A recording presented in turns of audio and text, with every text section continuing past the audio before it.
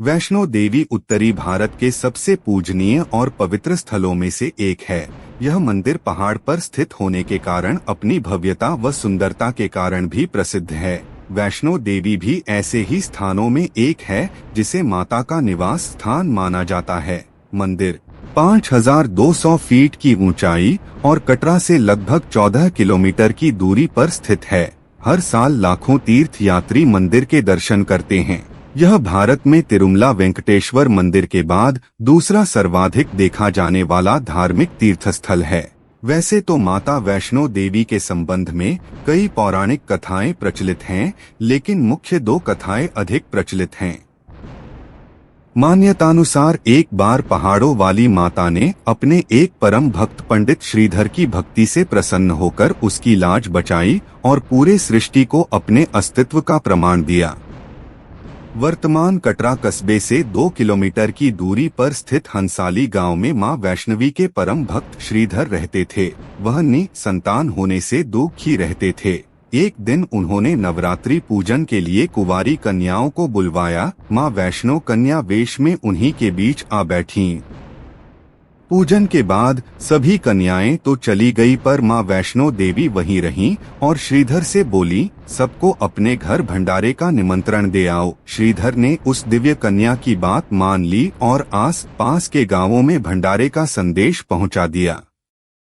वहां से लौटकर आते समय गुरु गोरखनाथ व उनके शिष्य बाबा भैरवनाथ जी के साथ उनके दूसरे शिष्यों को भी भोजन का निमंत्रण दिया। भोजन का निमंत्रण पाकर सभी गांववासी अचंभित थे कि वह कौन सी कन्या है जो इतने सारे लोगों को भोजन करवाना चाहती है।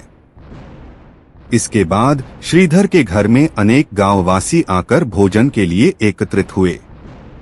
तब कन्या रूपी मां वैष्णो देवी ने एक विचित्र पात्र से सभी को भोजन परोसना शुरू किया। भोजन परोसते हुए जब वह कन्या भैरवनाथ के पास गई, तब उसने कहा कि मैं तो खीर पूरी की जगह मांस भक्षण और मदिरापान करूंगा। तब कन्या रूपी मां ने उसे समझाया कि यह ब्राह्मण के यहाँ का भोजन है, इसमें मांसाहार नहीं किया जाता।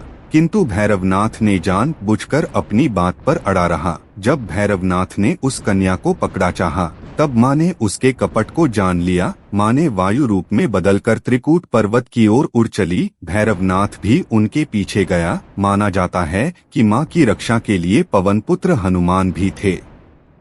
मान्यता के अनुसार उस वक्त भी हनुमान जी माता की रक्षा के लिए उनके साथ ही थे।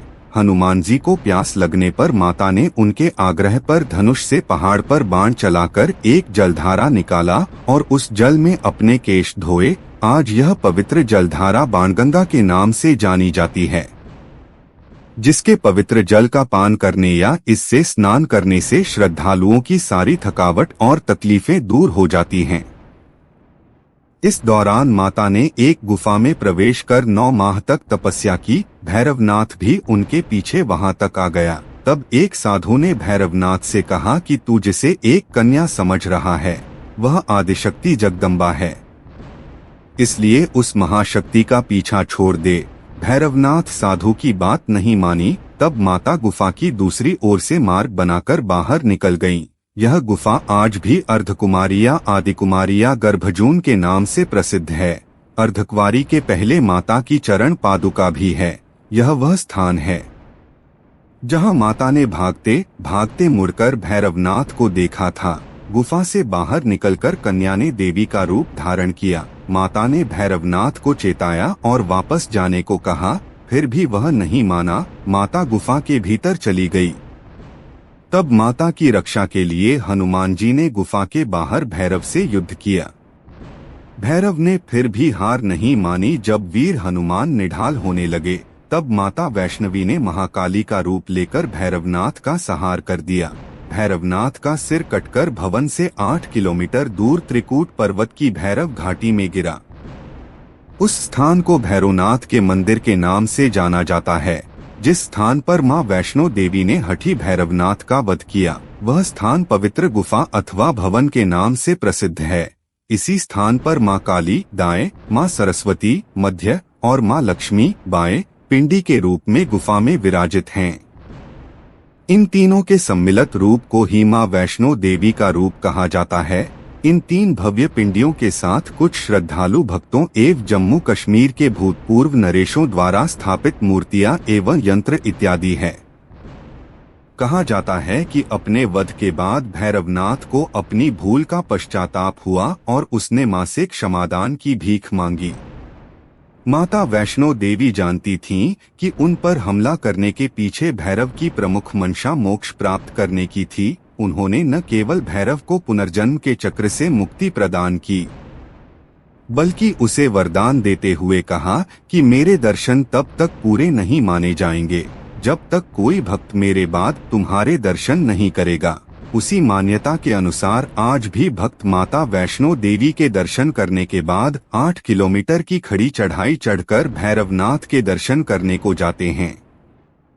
इस बीच वैष्णो देवी ने 3 पिंड, सिर सहित एक चट्टान का आकार ग्रहण किया और सदा के लिए ध्यानमग्न हो गईं। इस बीच पंडित श्रीधर अधीर हो गए। वे त्रिकुटा पर्वत की ओर उसी रास्ते आगे बढ़े जो उन्होंने सपने में देखा था। अंततः वे गुफा के द्वार पर पहुँचे। उन्होंने कई विधियों से पिंडों की पूजा को अपनी दिनचर्या बना ली। देवी उनकी पूजा से प्रसन्न हुई। वे उनके सामने प्रकट हुईं और उन्हें आशीर्वाद दिया। तब से श्रीधर और उनके वंशज देवी मां वैष्णो देवी की पूजा करते आ रहे हैं। हिंदू पौराणिक मान्यताओं में जगत में धर्म की हानि होने और अधर्म की शक्तियों के बढ़े पर आदिशक्ति के सत, रज और तम 3 रूप महासरस्वती, महालक्ष्मी और महादुर्गा ने अपनी सामूहिक बल से धर्म की रक्षा के लिए एक कन्या प्रकट की। यह कन्या त्रेतायुग में भारत के दक्षिणी समुद्री तट रामेश्वर में पंडित रत्नाकर की पुत्री के रूप में अवतरित हुई। कई सालों से संतानहीन रत्नाकर ने बच्ची को त्रिकुटा नाम दिया, परंतु भगवान विष्णु के अंश रूप में प्रकट होने के कारण वैष्णवी नाम से विख्यात हुई। लगभग 9 वर्ष की होने पर उस कन्या को जब यह मालूम हुआ है भगवान विष्णु ने भी इस भूलोक में भगवान श्री राम के रूप में अवतार लिया है, तब वह भगवान श्री राम को पति मानकर उनको पाने के लिए कठोर तप करने लगी। जब श्री राम सीता हरण के बाद सीता की खोज करते हुए रामेश्वर पहुंचे, तब समुद्र तट पर ध्यानमग्न कन्या को देखा। उस कन्या ने भगवान श्री राम से उसे पत्नी के रूप में स्वीकार करने को कहा।